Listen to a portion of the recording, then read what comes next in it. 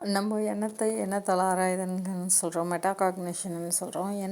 எண்ணத்தால் ஆராயும் போது எண்ணங்கள் நிறைய இருக்கிறத பார்க்குறோம். குவாண்டம் பொட்டன்ஷியல் அதில் ஒன்று செலக்ட் பண்ணுற கான்ஷியஸான ஒரு வேலையை செய்ய போகிறோம். அப்படி செய்ய போகிறப்போ நம்ம ஒரு பேட்டர்னை ரெக்கக்னைஸ் பண்ணி அந்த பேட்டர்ன்லேருந்து பிளான் பண்ணி அதை ரியாலிட்டி கொண்டு வர்றதுக்கான ஸ்கில்ஸை இம்ப்ளிமெண்ட் பண்ணி ப்ரெசண்ட்டில் நேனோ செகண்ட்ஸில் வேலை செய்கிறதுக்கு ரெடி ஆகிறோன்ற மாதிரி நம்ம பார்க்குறோம். அப்படி நேனோ செகண்டில் வேலை செய்கிறதுக்கு நம்ம ஜீன்ஸுக்குள்ளேருந்து இன்ஃபர்மேஷன்ஸ், வெளியிலேருந்து வர இன்ஃபர்மேஷன்ஸ் எல்லாத்தையும் நம்ம இன்புட்டாக எடுத்துக்கிறோன்னு நமக்கு புரியுது.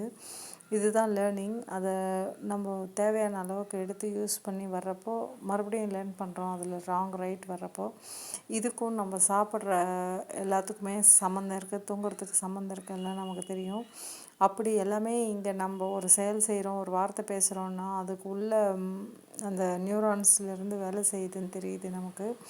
அந்த அட்டாமிக் எலக்ட்ரோமேக்னெட்டிக் ஃபீல்ட்லேருந்து எண்ணங்கள் வருதுன்னு தெரியுது. அப்போ அந்த குவாண்டம் லெவலில் நடக்கணுன்றப்போ அட்டாமிக் ஹேபிட்ஸ்ன்னு சொல்கிறோம். நம்ம அட்டாமிக் ஹேபிட்ஸ்லேருந்து நம்ம கூட கோரிலேட் ஆகணும். இங்கே வெளியில் இருக்க உறுப்புகள் சேர்ந்த உறுப்பு மண்டலம் கூட நம்ம கான்ஷியஸ் மைண்டுக்கு இந்த பொறுப்பு இருக்குது. அது எல்லாத்தையும் கோரிலேட் பண்ணி ஒரே ரிசோனன்ஸில் கொண்டு வந்து அந்த வேலையை செய்கிறப்போ நம்ம எஃபிஷியன்சி, எனர்ஜி வேஸ்ட் ஆகாமல் மேனிஃபெஸ்டேஷனுக்காக வெளிவரும் எஃபெக்டான்றதை நம்ம புரிஞ்சிக்க முடியுது. இது உங்களுக்கு புரியும்னு நம்புகிறேன்.